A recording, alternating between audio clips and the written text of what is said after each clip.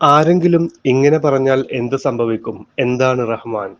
അൽഹംദുലില്ലാഹി റബ്ബിൽ ആലമീൻ. അസ്സലാത്തു വസ്സലാമു അലാ അഷ്റഫിൽ മുർസലീൻ വഅലാ ആലിഹി വഅസ്ഹാബിഹി അജ്മഈൻ. അമ്മാ ബഅദ്.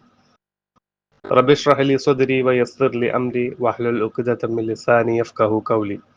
അസ്സലാമു അലൈക്കും വറഹ്മത്തുള്ളാഹി വബറകാതുഹു. സുജൂദ് തിലാവ ഏതെല്ലാമാണെന്ന് വിശദീകരിക്കുന്ന 9ാമത്തെ വീഡിയോയിലേക്ക് സ്വാഗതം. വിശുദ്ധ ഖുർആനിലെ 25-ാം അധ്യായം സൂറത്ത് ഫുർഖാനിലെ 60-ാമത്തെ വചനമാണ് ഇന്ന് നാം മനസ്സിലാക്കാൻ പോകുന്നത്. നിങ്ങൾ റഹ്മാൻ അഥവാ പരമകാരുണികനായുള്ളവന് സുജൂദ് ചെയ്യുവിൻ എന്ന് അവരോട് പറയപ്പെട്ടാൽ അവർ പറയും, എന്താണ് റഹ്മാൻ? നീ ഞങ്ങളോട് കൽപ്പിക്കുന്നതിന് ഞങ്ങൾ സുജൂദ് ചെയ്യുകയോ? അത് ആ വാക്ക് അവർക്ക് വെറുപ്പ് അധികരിപ്പിക്കുകയും ചെയ്യുന്നതാണ്.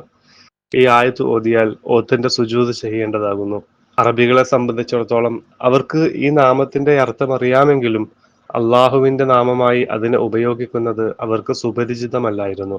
അതുകൊണ്ടാണ് റഹ്മാനു സുജൂദ് ചെയ്യുവിൻ എന്ന് അവരോട് പറയപ്പെട്ടപ്പോൾ അവർ എന്താണ് റഹ്മാൻ എന്ന് ചോദിക്കുവാൻ കാരണമെന്നത്രേ പല ഖുർആൻ വ്യാഖ്യാതാക്കളും പ്രസ്താവിക്കുന്നത്. ഹുദൈബിയ സന്ധിയിലെ സന്ധിപത്രത്തിന്റെ ആരംഭത്തിൽ ബിസ്മില്ലാഹിർ റഹ്മാനിർ റഹീം എന്നെഴുതുവാൻ നബി സല്ലല്ലാഹു അലൈഹി വസല്ലമ എഴുത്തുകാരനോട് പറഞ്ഞു കൊടുത്തപ്പോൾ ഖുറൈശികൾ അതിന് വിസമ്മതിക്കുകയുണ്ടായി. അവർ പറഞ്ഞു, ഞങ്ങൾക്ക് റഹ്മാനും റഹീമും പരിചയമില്ല. മുമ്പ് എഴുതാറുള്ളതുപോലെ പഴയ പതിവനുസരിച്ച് ബിസ്മിക അല്ലാഹുമ്മ, അള്ളാഹുവിന്റെ നാമത്തിൽ എന്നെഴുതണം.